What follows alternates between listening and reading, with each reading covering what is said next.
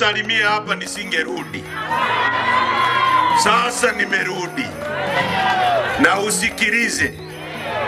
Tashughulika na wewe, tashughulika na bosi wako, kwa sababu nyie ni miongoni mwa watu mnaohusika kuharibu sana nchi hii. Na nitakufundisha kushughulika na wewe katika aina ya kukufundisha. Kwa sababu wakati mwingine mnakuwa mnaharibu sana. Na unaharibu mpaka unaharibia na watoto wako. Nchi hii tunataka tuijenge iwe sehemu bora hata kwa ajili ya watoto wako na wajukuu zako. Kwa sababu hawa mnaotaka kuwabeba na kuwatetea hawabebeki. Nchi imeisha washinda. Miaka 63 wamechoka, hawabebeki. Sasa ndugu zangu, watu wa Mbarali, katiba yetu hii hapa, ibara ya 8 inasema hivi: Jamhuri ya Muungano wa Tanzania ni nchi inayofuata misingi ya kidemokrasia na haki ya kijamii. Kwa hiyo, wananchi ndio msingi wa mamlaka yote, na serikali itapata madaraka na mamlaka yake yote kutoka kwa wananchi kwa mujibu wa katiba hii. B. Lengo kuu la serikali itakuwa ni ustawi wa wananchi. C.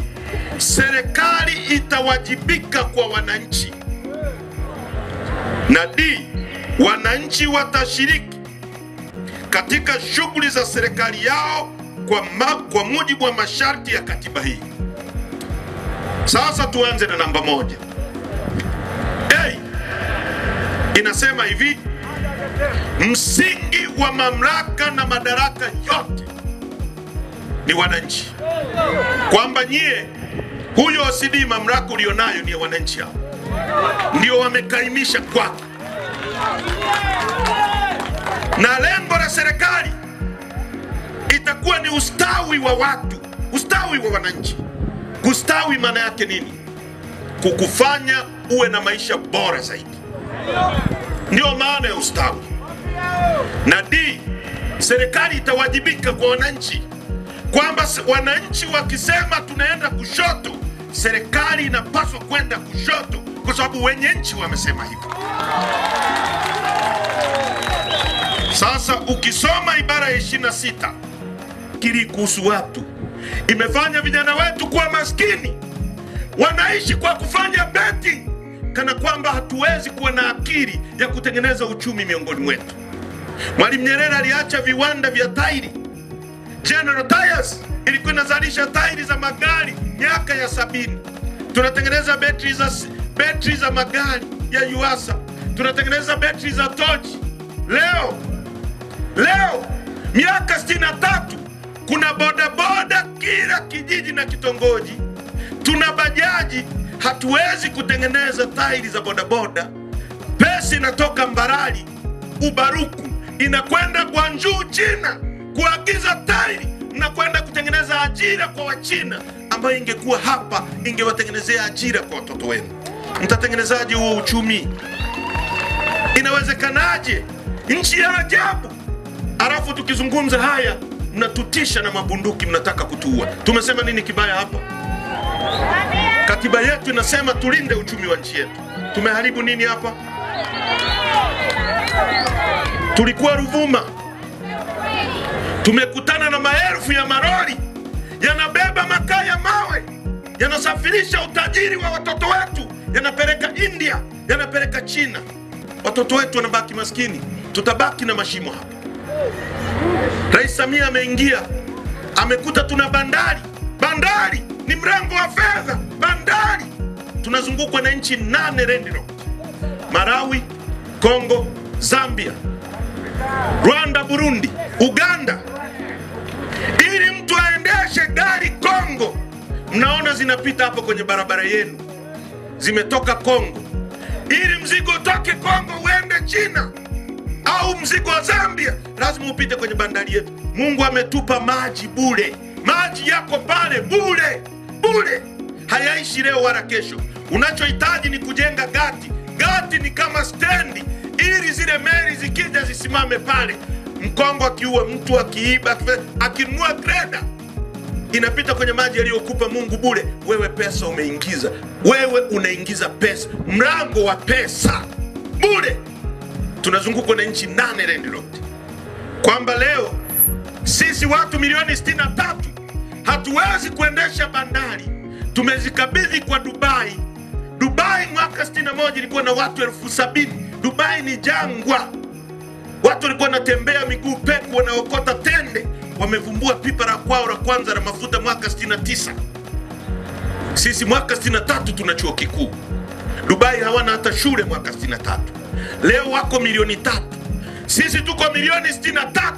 Hatuna watoto wa Kitanzania katikati ya watu milioni 63 wa kusimamia bandari. Tumewakabidhi Waarabu milioni 3 mpaka Yesu atakaporudi.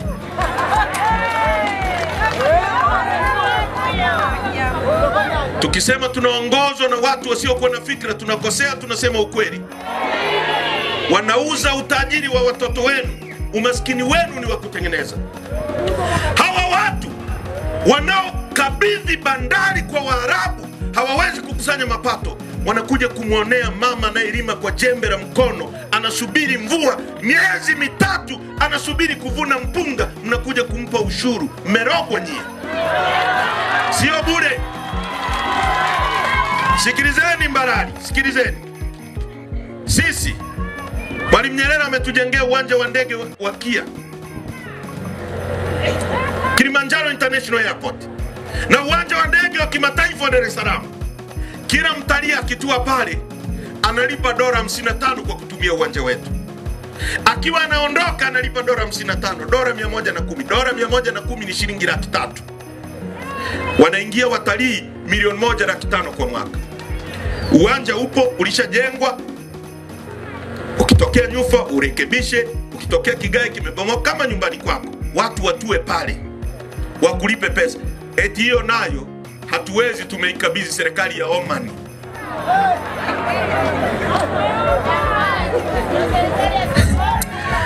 Yani kwenye dunia hii nchi kubwa za viwanda zinazozalisha hewa ya ukaa zinachafua ozone layer, zinatengeneza kitu kinaitwa mabadiliko ya tabia nchi. Mmeshausikia? Ndio maana leo hautabiri mvua zilizokuwa zinanyesha mwezi wa pili zinaweza kuja mwezi wa 6, zikaja nyingi zaidi, zikaja kidogo zaidi. Mabadiliko ya tabia nchi. Kwa hiyo nchi zilizochafua hali ya hewa huko angani, zinazozalisha gesi nyingi ya ukaa, kama China, kama Marekani, kama India, nchi zenye viwanda kama Uingereza, sheria ya dunia inasema zitakuwa zinakatwa pesa, zinapelekwa kwenye nchi ambazo zinazalisha oksijeni nyingi. Sisi ni nchi iliyo qualify kwa kuwa na misitu mingi ya kuzalisha oksijeni nyingi. Kwa hiyo tuna misitu. Serikali yetu imeingia mkataba na serikali ya Saudi Arabia kwamba misitu yetu isomeke huko duniani kwamba ni ya Saudi Arabia.